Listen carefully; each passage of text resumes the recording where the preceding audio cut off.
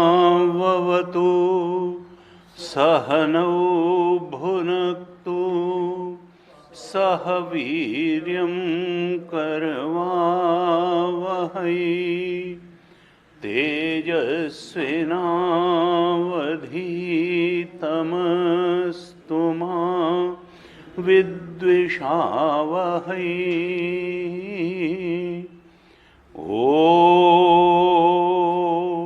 शान्तिः शान्तिः शान्तिः।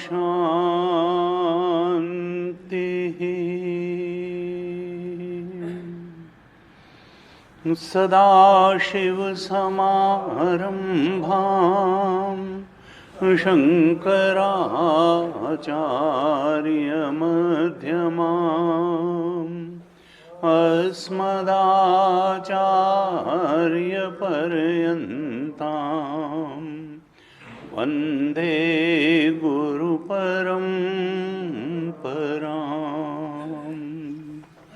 अज्ञानतिमिरान्धस्य ज्ञानाञ्जनशलाकया चक्षुरुन्मीलितं येन तस्मै श्रीगुरवे नमः। तस्मै श्रीगुरवे नमः। शङ्करं शङ्कराचार्यं केशवं बादरायणं सूत्रभाष्यकृतौ वन्दे भगवन्तौ पुनः पुनः। श्रुतिस्मृतिपुराणानाम् आलयं करुणालयं नमामि भगवत्पादं शङ्करं लोकशङ्करम्। ईश्वरो गुरुरात्मेति मूर्तिभेदविभागिने व्योमवद्व्याप्तदेहाय दक्षिणामूर्तये नमः। दक्षिणामूर्तये नमः।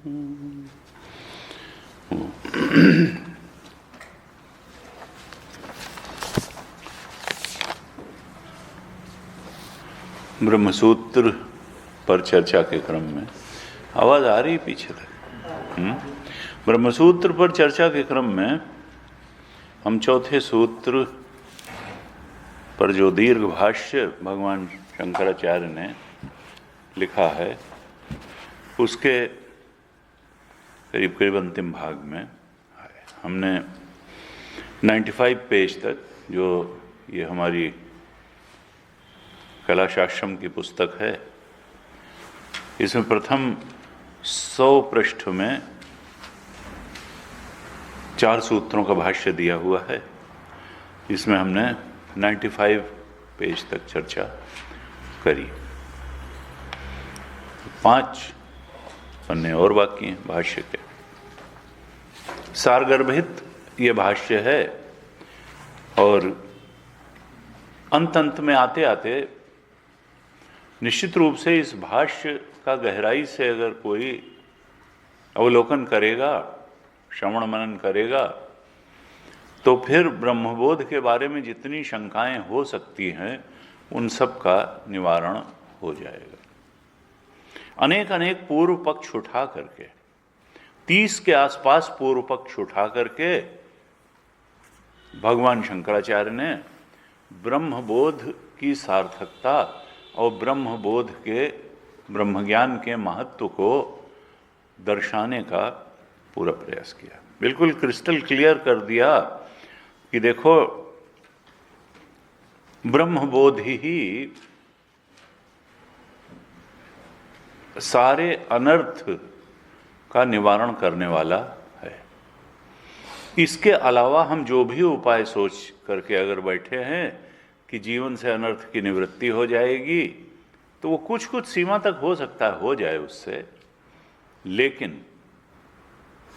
पूर्ण आत्यंतिक निवृत्ति जीवन के कष्टों की, जीवन की परेशानियों की, अनर्थ की, तो ब्रह्मात्म भाव के अवगम से ही होगी। कल हमने चर्चा करी थी, भगवान शंकराचार्य ने बहुत स्पष्ट रूप से बताया कि देखो श्रुत ब्रह्म भी अच्छा है, लेकिन सर्व अनर्थ की निवृत्ति तब तक नहीं होगी, संसार भ्रम और संसार भय की निवृत्ति तब तक नहीं होगी जब तक ब्रह्मात्म भाव अवगत नहीं होगा। 2 शब्द दिए भगवान शंकराचार्य ने भाष्य में, एक लिखा अवगत, एक लिखा श्रुत। तो केवल श्रुत तक ही अगर व्यक्ति रह जाएगा और अवगत नहीं होगा उसको ब्रह्मात्म भाव। हमने वेदांत श्रवण किया, महावाक्य का भी श्रवण कर लिया,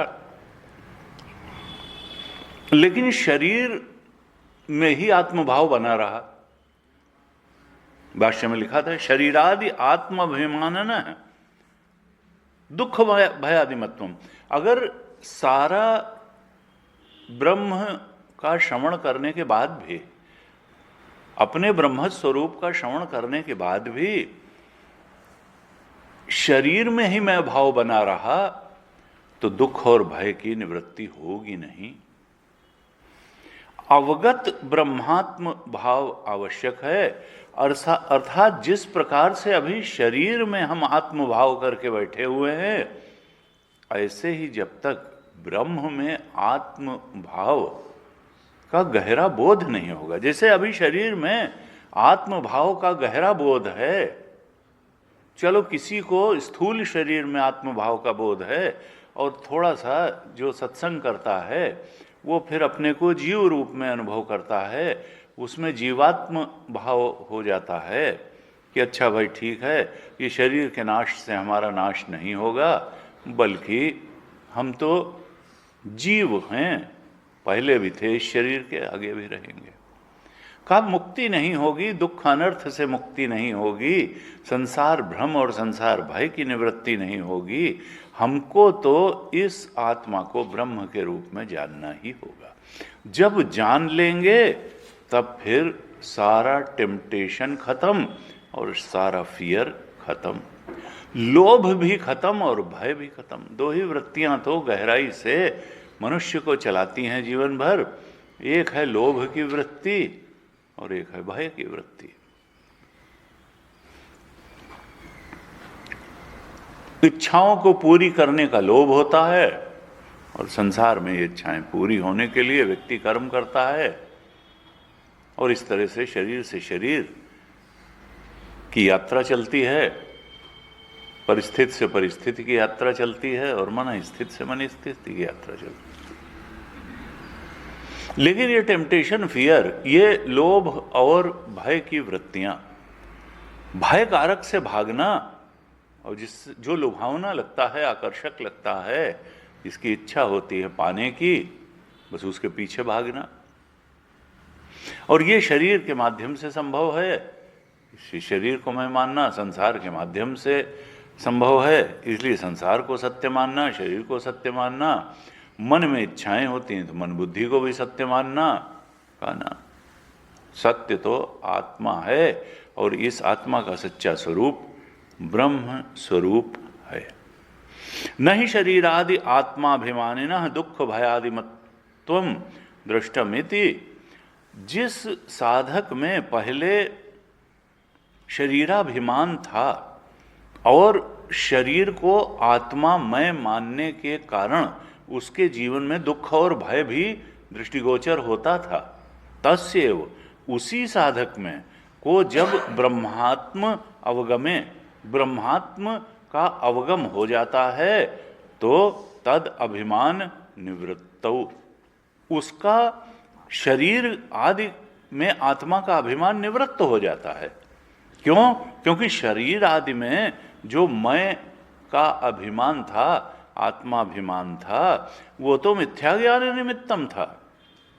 ब्रह्मात्म भाव के अवगम होने से मिथ्या ज्ञान की निवृत्ति हो गई और ये होने से दुख भय आदि की भी निवृत्ति हो गई।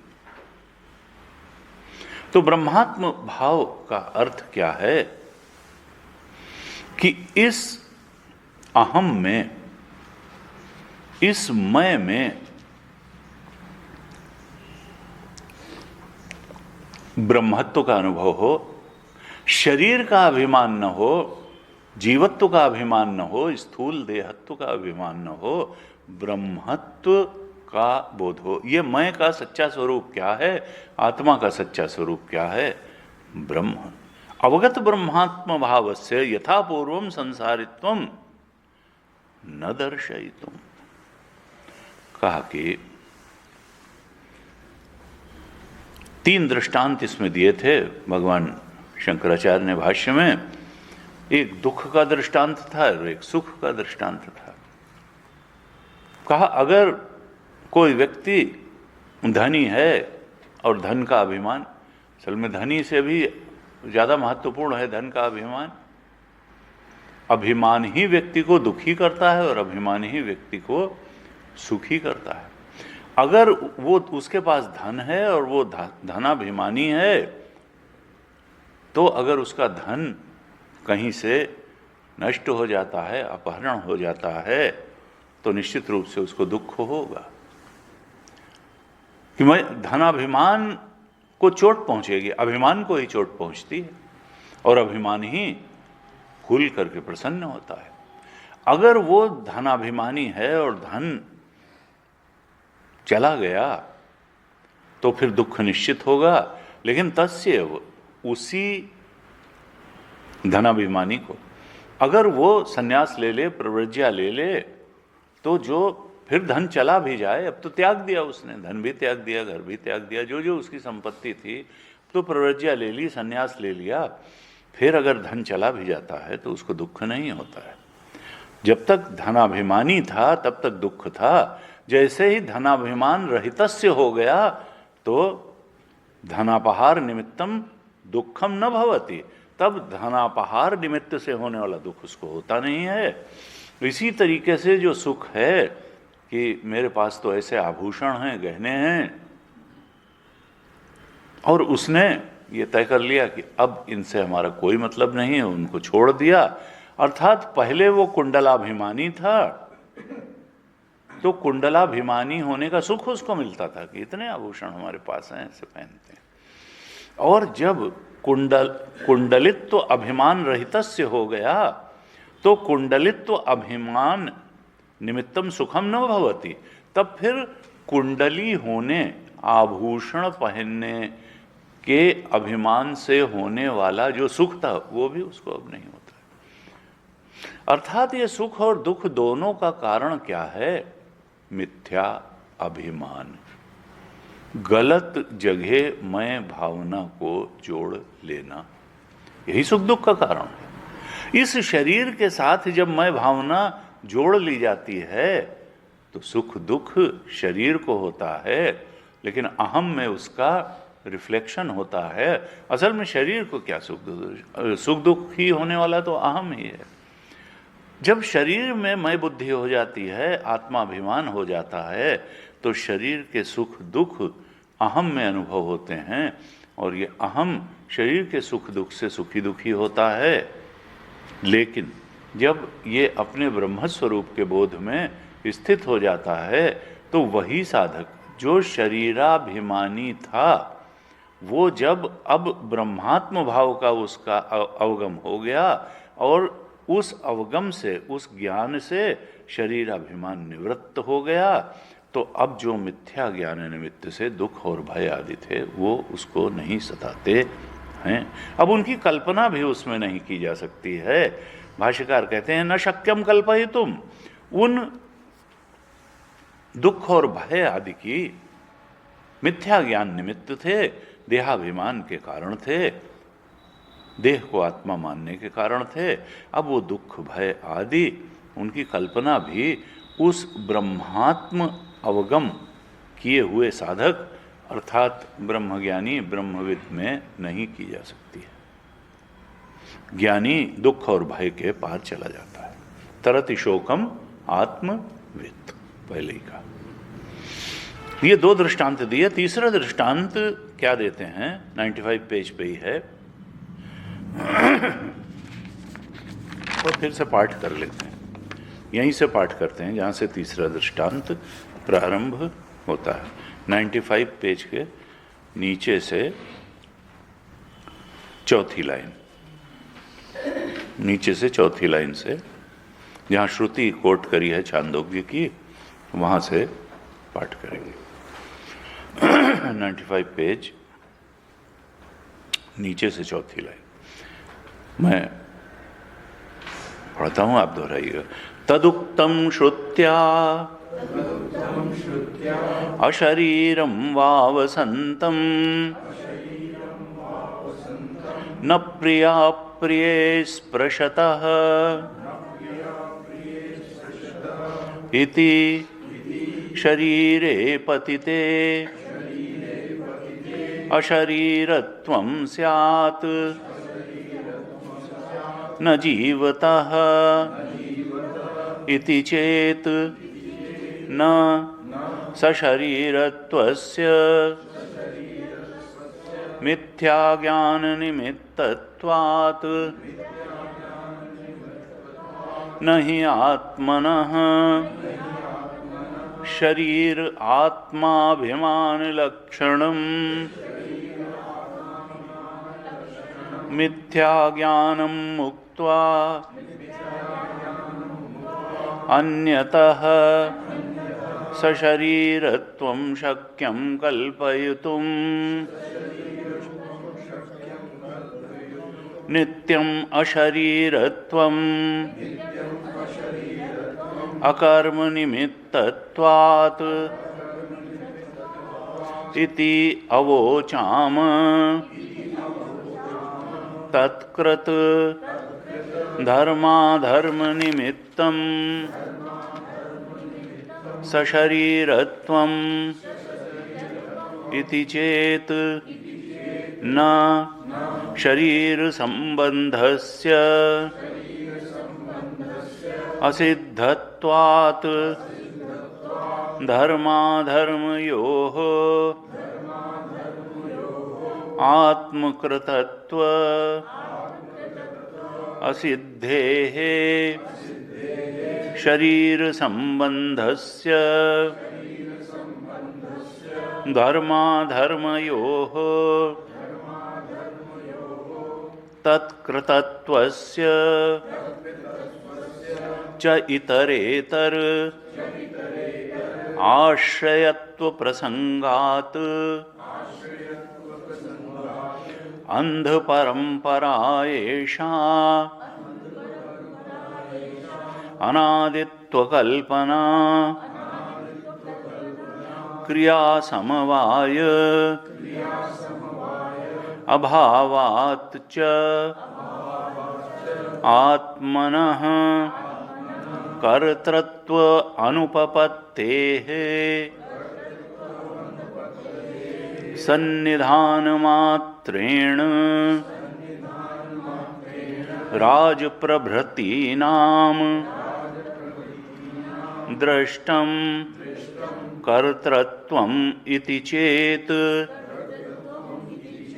न धनदानादि उपार्जित भृत्य संबंधित्वात् तेषां कर्तृत्व उपपत्तेः न तु आत्मनः धनदानादिवत् शरीर आदिभिः स्वस्वामी संबंध निमित्तम्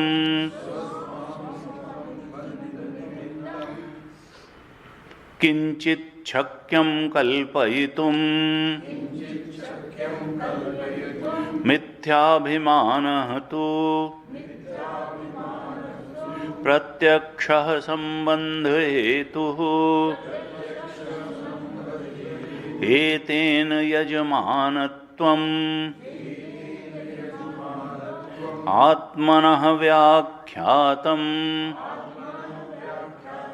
अत्र आहुः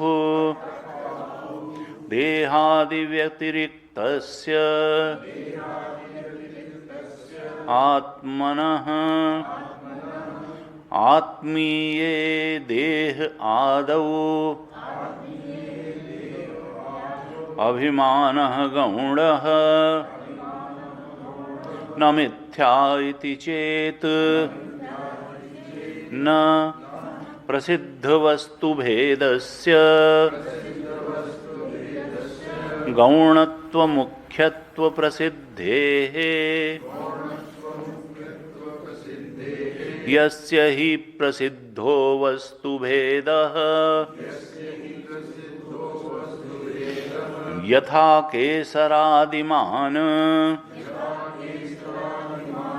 आकृतिविशेषः अन्वयव्यतिरेकाभ्याम् सिंहशब्दप्रत्ययभाक् मुख्यः अन्यः प्रसिद्धः ततः च अन्यः पुरुषः प्रायिकैः क्रौर्य आदिभिः सिंहगुणैः संपन्नः सिद्धः तस्य पुरुषे सिंहशब्दप्रत्ययौ गौणौ भवतः न अप्रसिद्धवस्तुभेदस्य तस्य तु अन्यत्र अन्यशब्दप्रत्ययौ भ्रान्तिनिमित्तौ एव भवतः न गौणः यथा मंद अंधकारे स्थाणुः अयम् इति अग्रह्यमाण विशेषे पुरुष शब्द अग्रह्यमाण विशेषे पुरुष शब्द प्रत्ययौ स्थाणु विषयौ यथा वा शुक्तिकायाम् अकस्मात् रजतम् इति निश्चितौ शब्द प्रत्ययौ तद्वत् देहादि संघाते अहम् इति निरुपचारेण शब्द प्रत्ययौ आत्मा अनात्मा अविवेकेन उत्पद्यमानौ कथं गौणौ शक्यौ वदितुम् आत्म अनात्म विवेकिनाम् अपि पंडितानाम् अजाविपालानाम्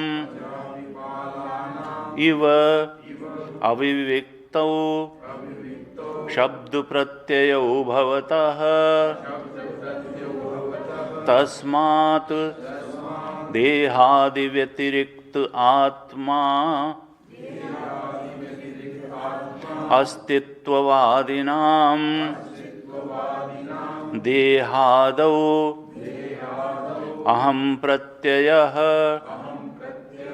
मिथ्या एव न गौणः तस्मात् मिथ्या प्रत्यय निमित्तत्वात् सशरीरत्वस्य सिद्धं जीवितः अपि विदुषः अशरीरत्वं तथा च ब्रह्मवित् विषयाश्रुतिः तद् यथा हि निर्वलयनी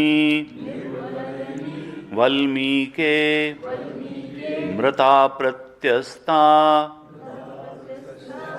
शयिता एवं एव इदं शरीरं शेते अथ अयम् अशरीरः अमृतः प्राणः ब्रह्म एव तेज एव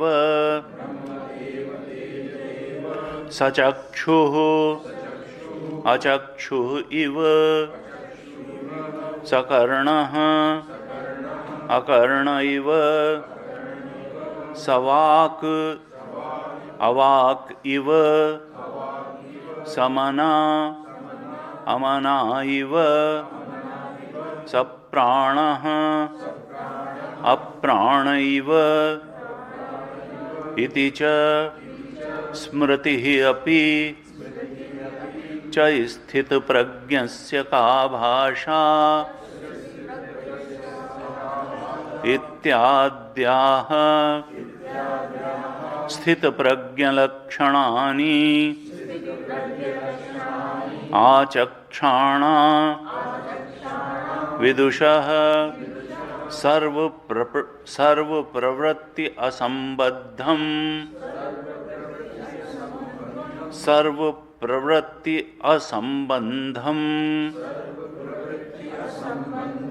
दर्शयति तस्मात् न अवगत ब्रह्म आत्मभावस्य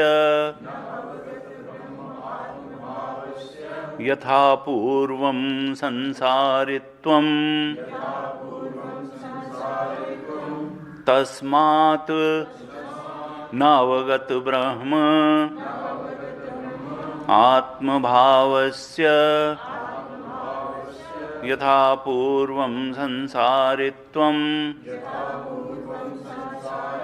यस्य तु यथा पूर्वं संसारित्वं न असौ अवगत ब्रह्मात्मभावम् इति अनवद्यम्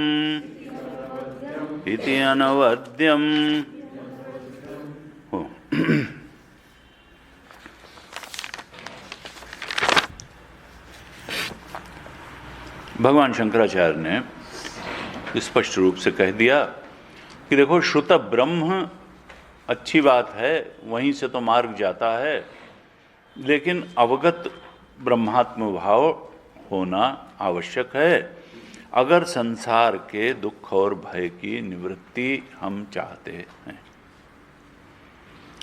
ब्रह्मबोध में स्थायी स्थिति आवश्यक है। जिस प्रकार से अभी हम शरीर में आत्मबुद्धि करके बैठे हैं, ऐसे ही ब्रह्म में आत्म बुद्धि बननी चाहिए। ब्रह्मात्म भाव अगर होगा तब फिर संसारित्व की निवृत्ति होगी, संसार के भ्रम की भी निवृत्ति होगी। और कल हमने बहुत विस्तार से चर्चा की थी कि देखो, प्रज्ञानांश ये तो चेतना की किरणों का वितान तना हुआ है। जैसे स्वप्न में तना हुआ था वैसे ही जागृत में भी तना हुआ है। और लेकिन ये सहज रूप में जागृत में आने पर स्वप्न में चेतन का वितान तना हुआ था और हमको सृष्टि की अनेकता भास रही थी। ये जागृत में आने पर तो सहज रूप से मालूम पड़ जाता है। लेकिन जागृत में भी स्थिति वैसी है, केवल और केवल चेतना की किरणों का एक वितान तना हुआ है और हम उसमें सत्य बोध करके, अनेकता और भेद विभेद का बोध करके सुखी दुखी हो रहे हैं। ये बात किसी नैसर्गिक अवस्था में जाने से नहीं जो है इसका बोध होगा, बल्कि हमको अपने ब्रह्म स्वरूप में जागना होगा, साधना द्वारा जागना होगा। वह तुरीय अवस्था, वो अवगत ब्रह्मात्म भाव साधना के मार्ग से ही हो सकता है। और उसके लिए हमने तो कई बार चर्चा की कि भाई देखो, कर्मयोग भी आवश्यक है, भक्ति योग भी आवश्यक है, ध्यान योग भी आवश्यक है, और फिर ज्ञान योग की तो आवश्यक है। आत्मा वारे द्रष्टव्य, श्रोतव्य, मंतव्य, निदिध्यासितव्य। आत्मा के सच्चे स्वरूप के जानने के लिए फिर श्रोत्र ब्रह्मनिष्ठ सद्गुरु के शरण में जा करके श्रवण मनन निदिध्यासन तो करना ही होगा। और यहाँ पर क्या कहा कि अगर आधे अधूरे से मन से करोगे श्रवण तो फिर अवगत ब्रह्म आत्मभाव की स्थिति नहीं आएगी। हमने पहले भी चर्चा की, पंचदशी में कहा कृतोपास्ति और अकृतोपास्ति। देखो, जो कृतोपास्ति है अर्थात जिसका ध्यान उपासना कर्मयोग के द्वारा अंतःकरण अत्यंत निर्मल शुद्ध हो गया है, वही ये अवगत ब्रह्मात्म भाव की स्थिति तक पहुंच पाएगा। जिसका चित्त एकदम निर्दोष है, वो निर्दोष चित्त वाला, पवित्रतम निर्मलतम चित्त वाला ही इस अवगत ब्रह्मात्म भाव तक पहुंचेगा। नहीं तो फिर श्रुत ब्रह्म तक ही रहेगा और प्रश्न उठाएगा कि हमको तो अभी भी संसार में सुख दुख का अनुभव होता है, संसार सत्य ही लगता है, संसार हमको अभी तक जो है, हमारे संसार भ्रम की निवृत्ति नहीं हुई, संसार भय की निवृत्ति नहीं हुई। इसका कारण क्या है कि गुरु जी कहते थे, अगर आगे की साधना में कठिनाई आ रही है, फलश्रुति नहीं प्राप्त हो रही है, तो पूर्व की साधनाएं और जोर लगा के करनी चाहिए, उपासना और जोर लगा के करनी चाहिए, ध्यान और जोर लगा के करना चाहिए, कर्मयोग और जोर लगा के करना चाहिए, जिससे चित्त निर्मल हो जाए, एकाग्र हो जाए, चित्त की चंचलता समाप्त हो जाए। और तब फिर श्रवण करने पर निश्चित रूप से अवगत ब्रह्मात्म भाव की जो फलश्रुति है वो घटित होगी ही होगी, वो घटित न हो इसकी कोई बात ही नहीं है। वही व्यक्ति जो पहले शरीर में आत्माभिमान करके बैठा था और जिसको संसार में दुख और भय प्राप्त हो रहे थे, वही जब ब्रह्मात्म भाव का अवगम उसको हो जाता है, तब फिर जो मिथ्या ज्ञान निमित्त शरीर में आत्मा का अभिमान था वो निवृत्त होता है और दुख भय आदि की भी निवृत्ति हो जाती है। भगवान शंकराचार्य कहते हैं, फिर वो दुख भयादि मत्वम न शक्यम कल्प, उसमें तो कल्पना भी नहीं की जा सकती है कि संसार संबंधी दुख भय आदि उसमें आएंगे। तो ये दृष्टांत दो दिए। तीसरा दृष्टांत क्या देते हैं? श्रुति का दृष्टांत देते हैं, जहां से हमने पाठ प्रारंभ किया, पेज 95 के नीचे से चौथी लाइन। कहा तदुक्तम श्रुत्या। देखो, जो कुंडलाभिमानी को कुंडल का अभिमान त्याग देने से सुख नहीं होता, धनाभिमानी को प्रव्रज्या लेने पर, संन्यास लेने पर धनापहार का दुख नहीं होता है, सुख दुख के पार चला जाता है, क्योंकि अभिमान के पार चला गया तो सुख दुख के भी पार चला गया। तदुक्तम श्रुत्या, कहा श्रुति भी यही कहती है। जो व्यावहारिक दृष्टि से जो दृष्टांत दिए, अब श्रुति प्रमाण लाते हैं जो परम प्रमाण है। कहते हैं श्रुति कहती है अशरीरम वाव संतम न प्रिया प्रिय स्पृशतः। आत्मा जो है अशरीरम है, यह आत्मा वास्तव में शरीर रहित है। अशरीरम वाव संतम, और जब अशरीर आत्मा है तो इस अशरीर आत्मा को न प्रिया प्रिय स्पृशतः, प्रिय और अप्रिय का स्पर्श नहीं होता है। इसे सुख दुख स्पर्श ही नहीं करते हैं। ये तो असंगोहम असंगोहम असंगोहम सदा सुखी, ये तो नित्य असंग है। अशरीरम वाव संतम न प्रिया प्रिय स्पृशतः, छांदोग्य की श्रुति कोट की। आत्मा वास्तव में शरीर रहित है और इस अशरीर आत्मा को प्रिय प्रिय सुख दुख स्पर्श ही नहीं करते।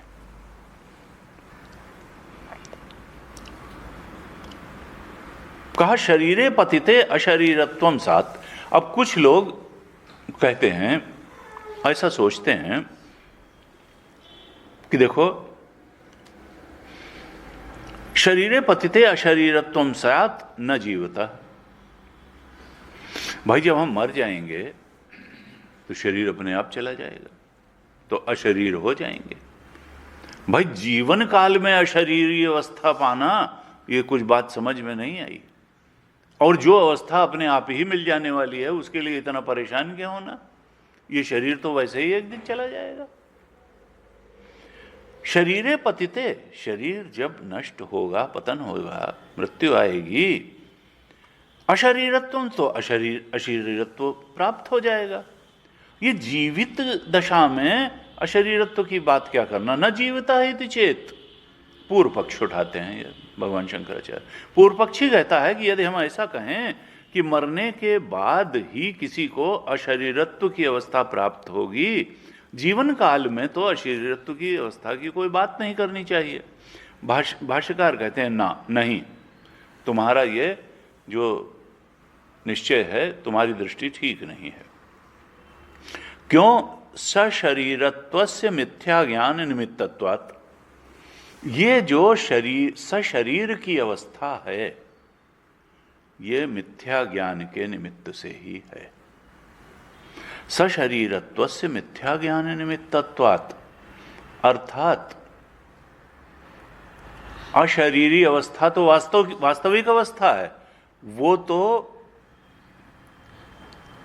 वो यथार्थ ज्ञान से क्या मालूम पड़ेगा कि अशरीरी ही तुम्हारी अवस्था है। ये जो आत्मा है, जो तुम्हारा स्वरूप है, सच्चा जो तुम्हारा स्वरूप है, वो अशरीरी ही है। ये जो तुम अपने को सशरीरी अवस्था माने बैठे हुए हो, शरीर वाला मान करके बैठे हो, ये मिथ्या ज्ञान के निमित्त से ही तुमने मान रखा है। सशरीरत्वस्य मिथ्या ज्ञान निमित्तत्वात्। अपने को शरीर मानना, शरीर में आत्मा का अभिमान कर लेना, ये मिथ्या ज्ञान से ही संभव है। आत्मतत्व तुम्हारा एक अखंड सर्वव्यापक है, अनादि अनंत है। उसमें एक शरीर से तादात्म्य करके वहां मैं भाव कर लेना, आत्मबुद्धि कर लेना, तो आत्मा में सशरीरत्व मिथ्या ज्ञान से ही भासता है। असल में आत्मा कभी शरीरी न हुई, न है, न हो सकती है। वो तो नित्य असंग है। कहा नहीं आत्मना शरीर आत्माभिमान लक्षणम मिथ्या ज्ञानम मुक्त्वा अन्यतः सशरीरत्वम शक्यम कल्पयितुम। भाष्यकार कहते हैं देखो भाई पूर्व पक्षी, ये शरीर आत्मा में अगर सशरीरत्व भास रहा है, आत्मा में तुमको लग रहा है कि ये शरीर मैं हूं, आत्मा का तादात्म्य तुमने शरीर के साथ कर लिया, शरीर में मैं बुद्धि बना ली, तो ये मिथ्या ज्ञान के अलावा ये सशरीरत्व का और कोई कारण नहीं है। मिथ्या ज्ञान मुक्त्वा न अन्यतः शरीरत्वम शक्यम कल्पयितुम। ये सशरीरत्व का अभिमान, आत्मा में सशरीरत्व का अभिमान मिथ्या ज्ञान को छोड़कर और किसी तरह से नहीं हो सकता है। अगर शरीर में मैं बुद्धि है, आत्मा अभिमान है, तो ये मिथ्या ज्ञान के अलावा इसका कोई कारण नहीं है। कोई कहेगा कि भाई देखो, हमने तो तत्वबोध में पढ़ा कि सत्कर्म जन्यम, इसका कारण तो कर्म है, कर्म से शरीर का कारण है। तुमने कह दिया कि मिथ्या ज्ञान है इसका। सशरीर आत्मा में सशरीरत्व का एक मिथ्या ज्ञान है मुक्ता अन्यथा सशरीरत्वम शक्यम न कल्पयितुम। और कोई कारण हो ही नहीं सकता मिथ्या ज्ञान के अलावा सशरीर आत्मा में शरीर की अनुभूति का, कि मैं शरीर हूं। अब ये आपको मांडूक्य में इसके लिए जाना पड़ेगा। अगर सत्कर्म जन्यम और ये सब, कि भाई बीज पहले हुआ कि अंकुर पहले हुआ, ये पिता पुत्र की परंपरा कहां तक जाएगी? पिता पहले था, पिता नहीं था तो पुत्र कहां से आया? किसी संत ने कहा कि लड़का जो है शैतान टाइप का था। उसने कहा कि पिता ने कहा कि तुमको मैंने जन्म दिया, तुम इस तरह से बात करते हो मुझसे। उसने कहा आपने हमको नहीं पैदा किया, हमने आपको पैदा किया। उनका देखा अब यही सुनने को बाकी रह गया था। उसने क्यों? जब हम पैदा नहीं होते किसी ने आपको बाप कहा था? जब मैं पैदा हुआ तो आप पिता बने? आपने अगर पुत्र को जन्म दिया तो हमने भी तो पिता को जन्म दिया। आपको कोई पिता कहने वाला था हमारे पहले? तो जब पुत्र का जन्म होता है पिता का, ये समझ ही नहीं आता कौन पहले है कौन बाद में है, क्या है। तो फिर मांडुक्य में बहुत स्पष्ट रूप से बताया था कि कार्य कारण भाव मिथ्या।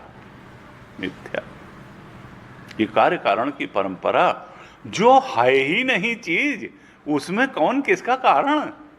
जिसकी प्रतीति मात्र है उसमें किसको कार्य कहोगे और किसको कारण कहोगे?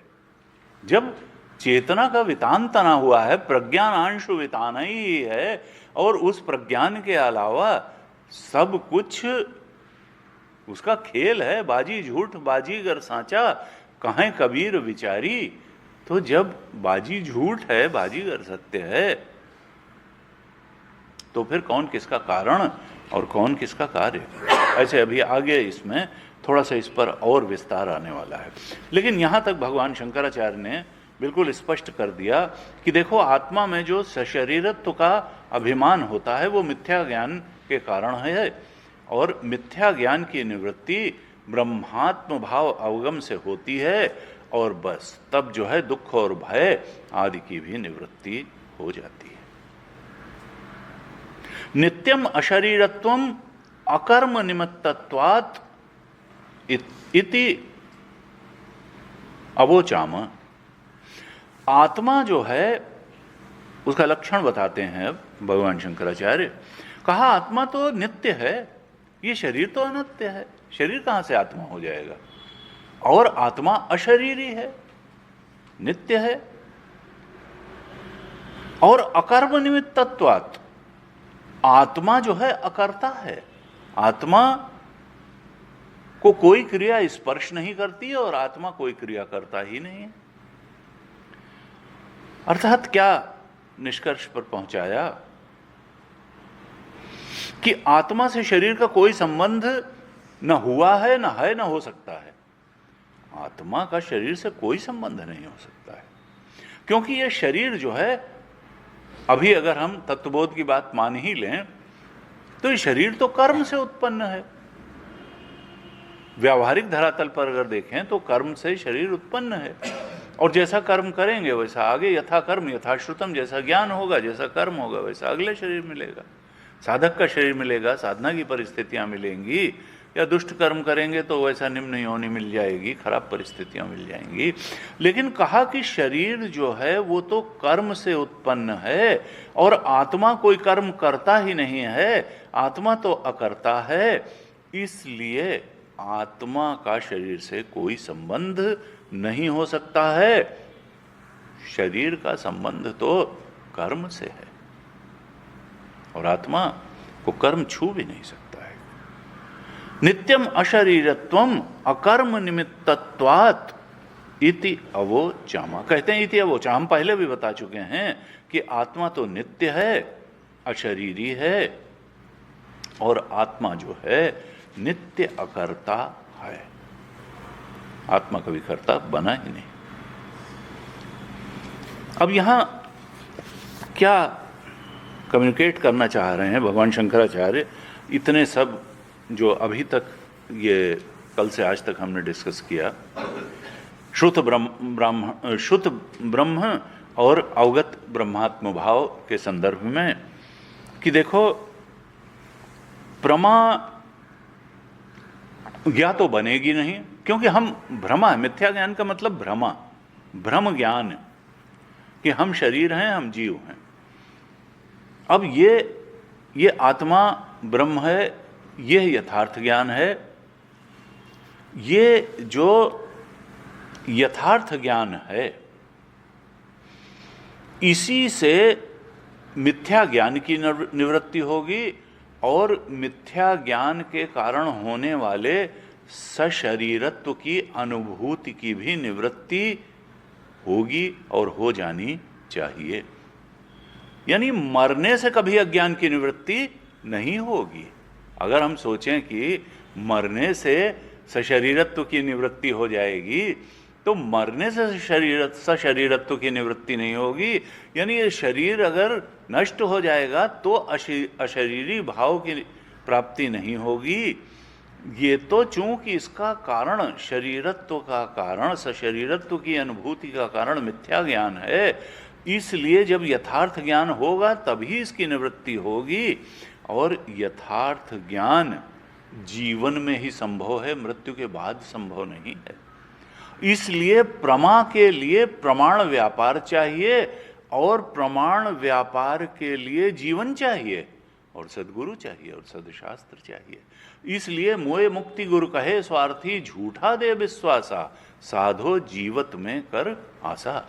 जीवन मुक्ति को ही विदेह मुक्ति प्राप्त होगी। जिसने जीवित में जिसको ब्रह्मात्म भाव नहीं प्राप्त हुआ, मरने के बाद नहीं, वो शरीर छूटने से मिथ्या ज्ञान जन्य अभिमान की निवृत्ति नहीं होगी। वो मिथ्या ज्ञान जन्य अभिमान बना रहेगा जीव भाव के रूप में, और शरीर की आकांक्षा रहेगी, वो एक शरीर मिल जाएगा। मुक्ति जो है, मुक्ति के लिए यथार्थ ज्ञान चाहिए जो मिथ्या ज्ञान को मिटा दे, और उस मिथ्या ज्ञान और मिथ्या ज्ञान जन्य सशरीरत्व का अभिमान मिटाने के लिए जो यथार्थ ज्ञान है,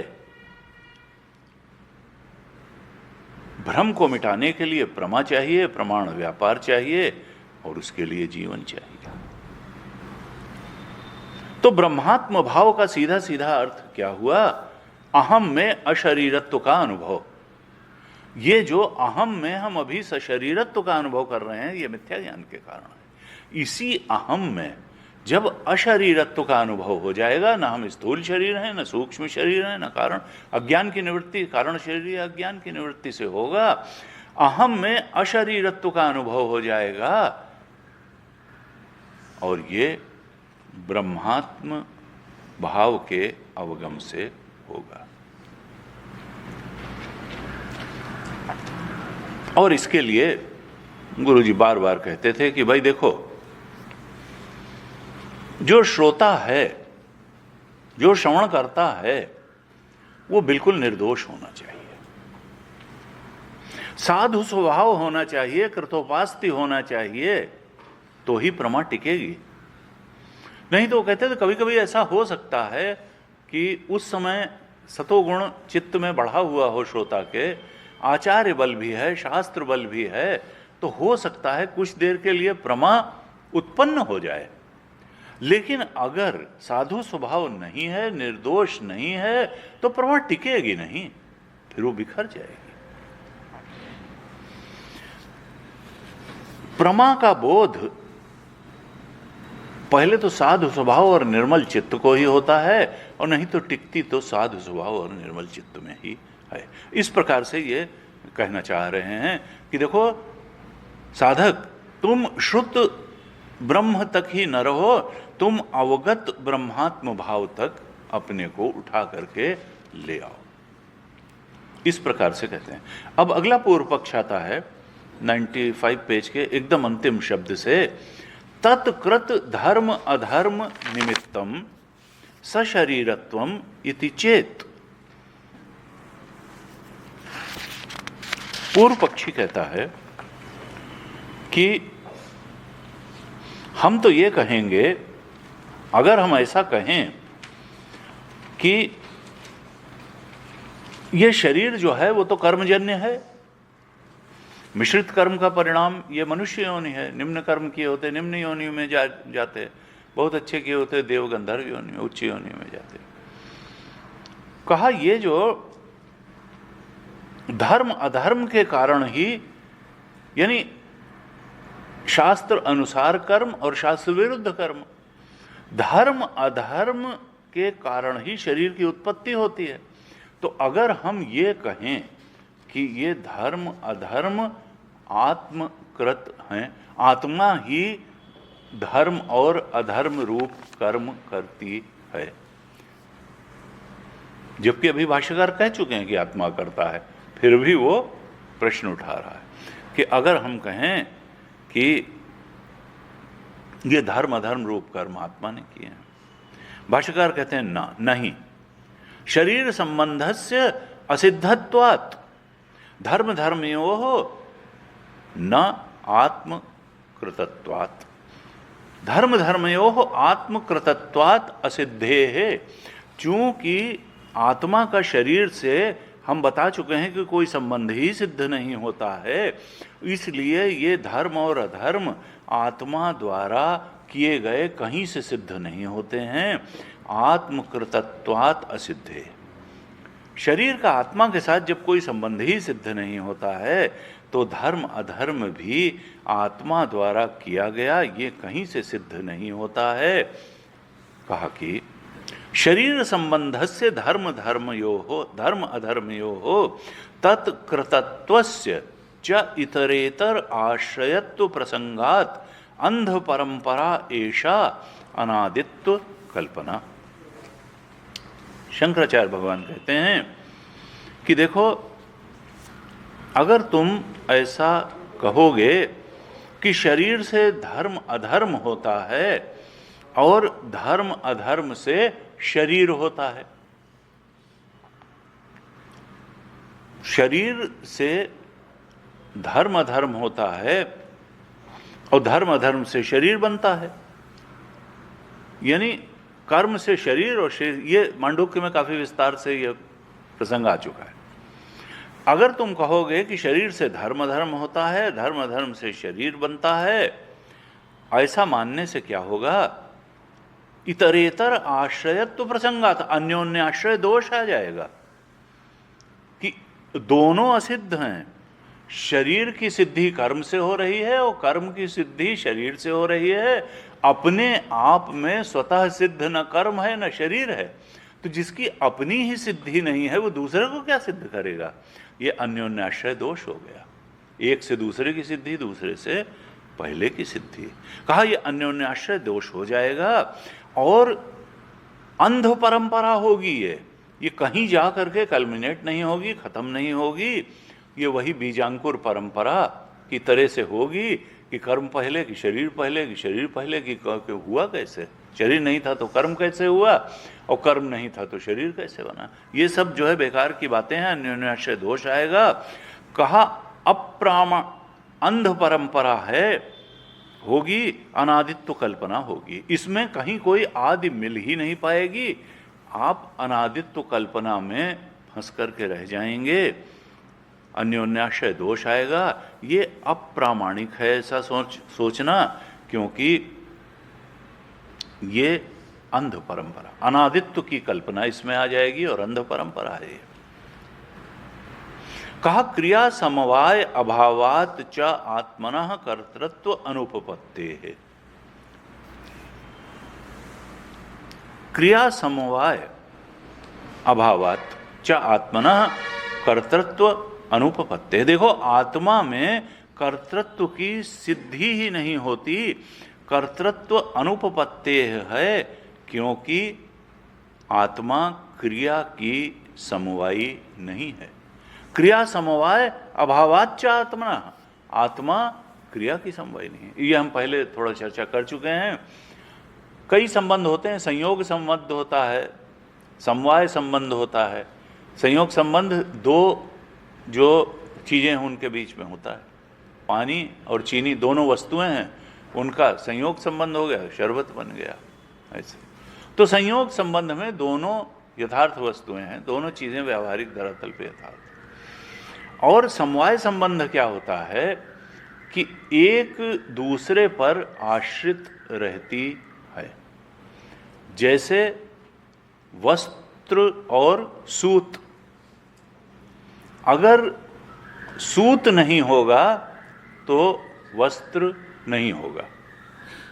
यानी इसमें एक चीज तो एक्चुअली है, दिखाई दो देती हैं कि सूत अलग है और वस्त्र अलग है, लेकिन वस्त्र पूरी तरह से सूत्र पर आश्रित है। सूत वस्त्र के बिना भी रह सकता है, लेकिन वस्त्र सूत के बिना नहीं रह सकता है।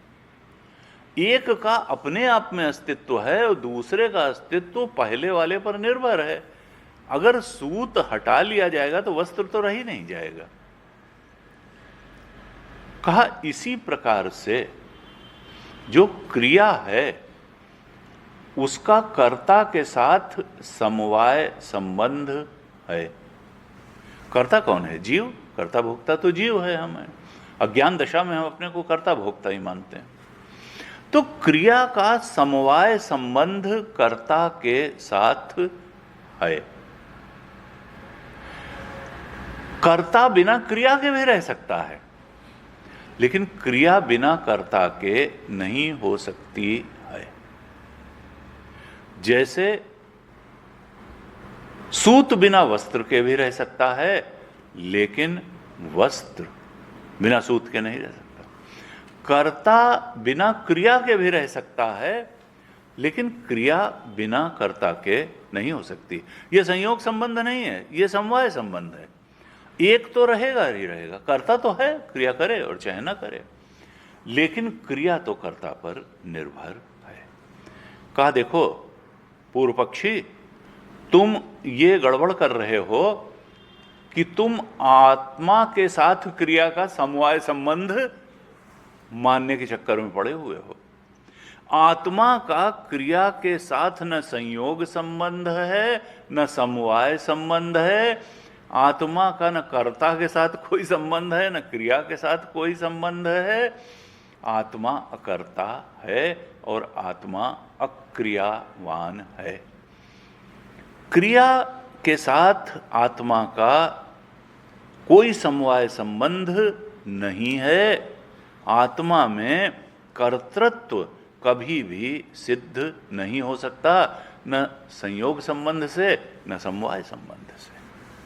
क्रिया का कर्ता के साथ तो समवाय संबंध है, आत्मा के साथ नहीं है। इसलिए आत्मा में कर्तृत्व की सिद्धि नहीं होती है। ये एक और बात स्पष्ट करी पूर्व पक्ष उठा करके भगवान शंकराचार्य। अब एक अगला पूर्व पक्ष उठाते हैं। पूर्व पक्षी कहता है ठीक है, हमने मान लिया कि आत्मा करता है, न उसका जो है क्रिया के साथ कोई समवाय संबंध है न संयोग संबंध है, लेकिन जरा इस बात पर भी विचार करिए कि सन्निधान मात्रेण राज प्रभृति नाम दृष्टम कर्तृत्वम इति चेत। देखो, राजा अपनी जगह बैठा रहता है, राज प्रभृति नाम, और सब लोग उसकी उपस्थिति मात्र से कार्य करते रहते हैं। वो कोई एक एक के पीछे दौड़ता थोड़े है। सन्निधि मात्रेण, उसकी उपस्थिति मात्र से, उसकी सन्निधि मात्र से सब काम चलता रहता है। इसी प्रकार से हम कहेंगे कि आत्मा की भी सन्निधि मात्र से सब काम होता रहता है। अगर आत्मा में राजा की भांति हम सन्निधि मात्र से कर्तृत्व माने तो आपको क्या आपत्ति है? मानो पूर्व पक्षी शंकराचार्य जी से प्रश्न उठाता है। भगवान शंकराचार्य कहते हैं ना, फिर तुमने गलत बात की, ये तुम्हारी बात ठीक नहीं है। क्यों? न धन दानादि उपार्जित भृत्य संबंधित्वात् तेषाम कर्तृत्व उपपत्ति है। राजा का अपने भृत्यों, अपने सैनिकों के साथ संबंध होता है, केवल सन्निधि मात्र से वो कार्य नहीं करने लगते हैं। वो उनको वेतन देता है, वो उनको सुविधाएं देता है, उनको धन दानादि उपार्जित भृत्य संबंध, उसका जो स्वामी सेवक का संबंध है अपने भृत्यों के साथ, वो धन दानादि दे करके प्राप्त किया गया संबंध है, वो उनको वेतन देता है, वो उसके लिए कार्य करते हैं। राजा जो है भृत्यों को जो वेतन सुविधाएं आदि दे करके संबंध बनाता है, इस कारण है।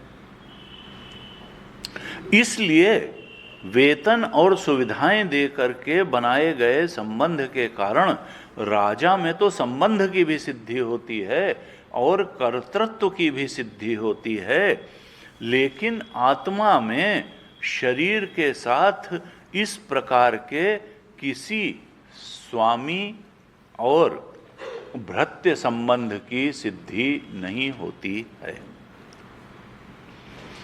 आत्मा और कर्ता, आत्मा और क्रिया, इनमें किसी प्रकार का स्वामी भृत्य संबंध नहीं है, किसी प्रकार का संयोग संबंध नहीं है, किसी प्रकार का समवाय संबंध नहीं है। आत्मा में शरीर के साथ किसी प्रकार के संबंध की कल्पना भी नहीं की जा सकती है।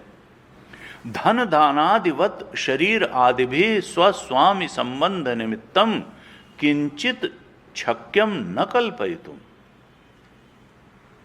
जिस प्रकार से राजा का अपने भृत्यों के साथ वेतन और सुविधाएं देकर के संबंध होता है और इस कारण से ऐसा प्रतीत होता है कि राजा एक जगह बैठा रहता है और बस सब काम चलता रहता है, आत्मा के साथ वो ऐसा नहीं है। आत्मा का कोई स्वामी भृत्य संबंध नहीं है, शरीर के साथ आत्मा की किसी प्रकार के संबंध की कल्पना भी नहीं की जा सकती है। मिथ्याभिमान तो प्रत्यक्ष संबंध हेतु, आत्मा के शरीर के साथ संबंध का हेतु केवल एक है और वो है मिथ्याभिमान। मिथ्याभिमान के अलावा आत्मा का शरीर के साथ संबंध का कोई हेतु नहीं है। ये जो हम शरीर को मैं मान करके बैठे हुए हैं, इसका कारण केवल ज्ञान में गलती है। क्यों? क्योंकि हम अपने आत्मा के यथार्थ स्वरूप को नहीं जानते हैं, इस आत्मा के ब्रह्मत्व के बोध में हम प्रतिष्ठित नहीं हैं। अवगत ब्रह्मात्म भाव न होने के कारण हम मिथ्या अभिमान कर बैठते हैं आत्मभाव का। कहाँ? शरीर में, कभी स्थूल शरीर में और कभी सूक्ष्म शरीर मन बुद्धि में। बिल्कुल ही जिसको सत्संग नहीं, वो कहता है मैं तो स्थूल देह हूँ, जन्म लेते ही शरीर के मैं पैदा हुआ, मरने से मर जाऊंगा। जो थोड़ा सत्संग करता है वो कहता नहीं मैं जीव हूँ, इस शरीर के पहले भी हमारा सूक्ष्म शरीर अनेक देहों में रहा है और आगे भी रहने वाला है अनेक देहों में। तो ये देहात्मवाद और जीवात्मवाद, देह को, स्थूल देह को मैं मानना, आत्मा मानना, या जीव को मैं आत्मा मानना, कहा इसका कारण केवल मिथ्याभिमान है। जो चीज है नहीं, एक काल विशेष में दिखती है, उसमें अभिमान कर बैठना, उसको मैं मान लेना, उसको आत्मा मान लेना। कहा इस मिथ्या आत्मा और शरीर का संबंध केवल मिथ्या अभिमान के कारण है। इस पूर्व पक्ष के अंत में कहते हैं 96 पेज के अंत में, एतेन यजमानत्वम आत्मनः व्याख्यातम। अगर तुम कहो कि वेद में ऐसी ऋचाएं भी आती हैं जो कहते हैं यजेत, हे साधक तुमको हवन करना चाहिए, यज्ञ करना चाहिए, पूजन करना चाहिए, आराधना, आदेश देते हैं। तो किसको आदेश दे? अगर आत्मा करता ही नहीं है, वो कुछ करेगा ही नहीं, तो ये आदेश किसको दिया जा रहा है कि पूजा करो और जो है तुम जो है हवन करो और यज्ञ करो? यजेत कहते हैं देखो, ये जो देहादि के साथ आत्मा का अभिमान है, वो अभिमान करने के कारण जो शरीराभिमानी है, जो सूक्ष्म शरीर अभिमानी जीव है, ये सारे आदेश उस मिथ्या अभिमान के कारण अपने को जीव या शरीर मान करके बैठे हुए कर्ता के लिए हैं। शुद्ध आत्म तत्व के लिए वेद कोई आदेश नहीं दे रहा है, क्योंकि वो तो अकर्ता है। ये जो चेतन और जड़ की मृषा ग्रंथि है, जिससे जीवत्व की उत्पत्ति होती है, चेतन का जड़ के साथ कोई संबंध ही नहीं हो सकता है, क्योंकि जड़ की कोई वास्तविक स्थिति ही नहीं है।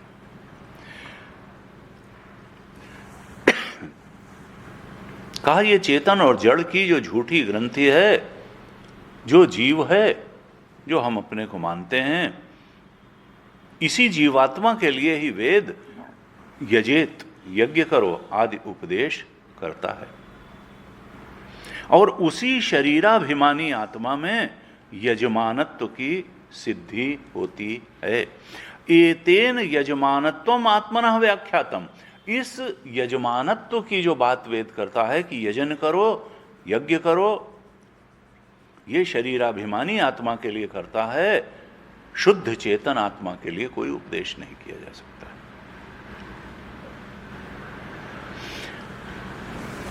का देखो, ये जो बंधन है, तो बंधन तो भ्रम से ही है। पहला बंधन जीवत्व का बंधन है, फिर शरीर का बंधन, स्थूल शरीर का बंधन है।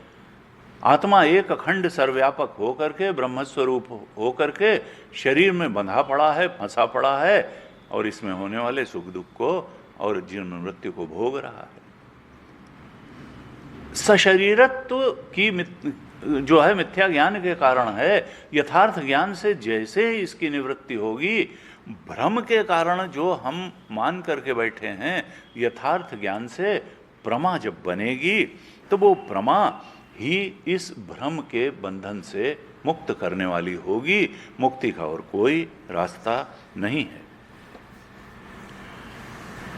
जीव एक असत कल्पना है, एक झूठी कल्पना है। तुलसीदास जी ने कहा, जड़ चेतन ही ग्रंथि परी गई, यद्यपि मृषा छूटत कठिनई, तबते जीव भयउ संसारी, छूट न ग्रंथि न होय सुखारी। सुनहु तात यह अकथ कहानी, समुझत बने न जाए बखानी। कहा ये जो है जीव की जो कल्पना है, ये मृषा है। तमः प्रकाशवत, चेतन और जड़ का वैसे ही मिलन है जैसे अंधकार और प्रकाश का हो। अंधकार और प्रकाश कभी मिल नहीं सकते, लेकिन मिले हुए हैं। हमारे अस्तित्व में जड़ और चेतन मिले हुए हैं। हम अपने चेतन होने को नकार नहीं सकते हैं, और शरीर तो जड़ है और जड़ के पीछे भागता है। संसार के सारे पदार्थ जड़ हैं, और सोचता है जड़ को प्राप्त करके ये चेतन सुखी हो जाएगा। अरे नहीं, ये चेतन तो परम चेतन को प्राप्त करके ही सुखी होगा। जीव का लक्ष्य परम चेतन के बोध में स्थित हो जाना है, ईश्वर की प्राप्ति करना है, भगवत प्राप्ति करना है, अपने ब्रह्मस्वरूप के ज्ञान में स्थित होना है। वहाँ जाने पर तृप्ति और संतुष्टि प्राप्त होगी। संसार के विषयों को प्राप्त करके ऐसा होने वाला ही नहीं है, क्योंकि आनंद विषय का धर्म है ही नहीं। आनंद तो आत्मा का धर्म है। आनंद राम जी का धर्म है। जो आनंद सिंधु सुख राशि, सीकरते त्रैलोक सुपासी, सो सुखधाम राम सनामा अखिल लोक। उन राम जी को जब हम अपने स्वरूप के रूप में, आत्मा के रूप में पहचानेंगे, तब उस परमानंद की प्राप्ति होगी जिसकी हमको जन्म जन्मांतर से तलाश है। और बस तभी दुख की आत्यंतिक निवृत्ति भी होगी। नहीं तो हम फोड़े पर बाहर से फुरहरियाँ लगाते रहेंगे और एक के बाद एक दुख जीवन में आते रहेंगे। कहा देखो, ये जो जीव की कल्पना है यही असत कल्पना है, तो उससे जुड़ी हुई चीजें क्या सच्ची होंगी? उससे जुड़ी हुई चीजें भी सच्ची नहीं हैं। ये ब्रह्म बोध के बाद इस ब्रह्म ज्ञान का क्या कहीं किसी क्रिया में, चाहे कर्मकांड की क्रियाएं हो या उपासना की क्रिया हो, कहीं विनियोग हो सकता है? भगवान शंकराचार्य कई बार विस्तार से इस पर बात की है। तो ब्रह्म बोध के बाद ये जो ब्रह्म ज्ञान है, सच्चिदानंद स्वरूप का ज्ञान है, एकमात्र सत्य का ज्ञान है, इस ब्रह्म बोध का कहीं किसी क्रिया में उपयोग संभव नहीं, न कर्मकांड में न उपासना। क्यों? क्योंकि क्रिया करने वाला जो करता है वही लीन हो जाता है, जीवत्व ही लीन हो गया। अब न कर्ता बचा न भोक्ता बचा, तो कहाँ कौन विनियोग करे और किसका विनियोग करे? ब्रह्म को जानते ही विनियोग करने वाला ही चला जाता है, तो फिर विनियोग कहाँ से होगा? एक सत्य का पसारा, और वो हमारा अपना आपा, वो हमारा अपना स्वरूप। प्राप्तस्य प्राप्ति कहीं बाहर से नहीं लानी है, वो चीज हमारा अपना आपा है, हमारा अपना स्वरूप है, सच्चिदानंद स्वरूप है, शुद्ध चेतन है। लेकिन वो खजाने पे बैठ के 10-10 पैसे की भीख मांग रहे हैं। हे संसार, तुम मुझे थोड़ा सुख दे दो, हे धन तुम हमें सुख दे दो, हे स्वादेंद्री तुम हमें सुख दे दो, हे कर्णेंद्री तुम हमें सुख दे दो। कहा ये जो है, ये कर्म से शरीर और शरीर से कर्म, ये अंध परंपरा है। वास्तव में न शरीर की कोई स्थिति है, और जब शरीर की ही स्थिति नहीं है तो शरीर से किए जाने वाले कर्म की कहाँ से स्थिति होगी? मिथ्याभिमान के कारण ये सत्य भाषित हो रहे हैं। वास्तव में सत्य तो आत्मा ही है, अशरीरत्व ही सत्य है, और वो जीवन काल में ही वो बोध प्राप्त हो सकता है। जो है ही नहीं उसकी परंपरा कैसी? जिसका कोई रियल एग्जिस्टेंस ही नहीं है। त्रिकालेति तिष्ठति इति सत्यम, ये शरीर तो 30, 40, 50, 70 साल पहले नहीं था और बाद में नहीं रह जाएगा, तीनों कालों में थोड़ा है। सत्य की परिभाषा तो वेदांत कहता है जो तीनों कालों में रहे हुआ है। जो है ही नहीं उसकी परंपरा कैसी? ये तो केवल व्यवहार काल में ही सत्य लगता है। परमार्थ सत्य यहां कुछ भी नहीं है, व्यवहार काल में ही सत्य लगता है। और गुरु जी कहते थे कि देखो वैसे सुनने में बड़ा खराब लगता है, लेकिन व्यवहार का अर्थ है अज्ञान काल। अज्ञान से ही तो करता है, अज्ञान से ही तो जीवत्व है, मिथ्याभिमान से ही तो शरीर है, उसी से तो व्यवहार है। व्यवहार का मतलब परमार्थ नहीं। सत्य तो परमार्थ ही है, व्यवहार काम चला हुआ है। हमको थोड़ा भोजन चाहिए, थोड़ा पानी चाहिए, थोड़ा रहने के लिए मकान चाहिए, आने जाने के लिए चाहिए, वो ठीक है। व्यवहार में परमार्थ को नहीं मिलाना है, परमार्थ में व्यवहार को नहीं मिलाना है। लेकिन हम व्यवहार कर रहे हैं, इसका मतलब ये नहीं है कि परमार्थ सत्ता है नहीं, या हमारे लिए उसका बोध आवश्यक नहीं है। परमार्थ स्वरूप के बोध में स्थित हुए बिना मुक्ति नहीं होगी, शाश्वत शांति नहीं मिलेगी, शाश्वत सुख नहीं मिलेगा। जीवन की समस्या से, अनर्थ की समस्या से, दुख भय लोभ की समस्या से छुटकारा पाना है तो परमार्थ के बोध में, इस आत्मा के ब्रह्मत्व के बोध में प्रतिष्ठित होने के अलावा और कोई उपाय ही नहीं है। व्यवहार काल अज्ञान का काल है, अविवेक का काल है। अर्थात ये जो परंपरा है, कर्म और शरीर, शरीर से कर्म, कर्म से शरीर, फिर शरीर से कर्म, जने कब से ये जीव इसी में पड़ा हुआ है। कितने शरीरों की यात्रा कराया, हर शरीर में कुछ कर्म किए और उसके परिणाम स्वरूप अगला शरीर प्राप्त हुआ। ये शरीर से कर्म, कर्म से शरीर, फिर शरीर से कर्म, फिर ये एक अंध परंपरा है और अविवेक की परंपरा है। व्यवहार काल, व्यवहार का यही अर्थ है। का ये अज्ञान के कारण है, अविद्या के कारण है, ये अंध परंपरा, अविवेक परंपरा। और मांडूक्य में तो कहा न कश्चित् जायते जीवः संभवोस्य न विद्यते एतत् तद उत्तमम सत्यम यत्र किंचित न जायते। सर्वोत्तम सत्य यही है कि कहीं उत्पत्ति हुई ही नहीं है, एक चेतना का ही पसारा है, प्रज्ञानांशो प्रताने है। जैसे स्वप्न में चेतन ही सब कुछ बना होता है, जागृत अवस्था में बिल्कुल वैसा ही है। लेकिन ये बात जागृत अवस्था में रहते हुए नहीं मालूम पड़ेगी, जब आत्मा के ब्रह्मत्व में जागरण होगा तभी मालूम पड़ेगी। जैसे सपने में ये नहीं मालूम पड़ा कि सपना झूठ है और सपने की अनेकता झूठ है, सपने के सुख दुख झूठ हैं, जागने के बाद ही ये मालूम पड़ा कि सपना का सब कुछ, वहाँ चेतना का ही एक खेल था और कुछ नहीं था।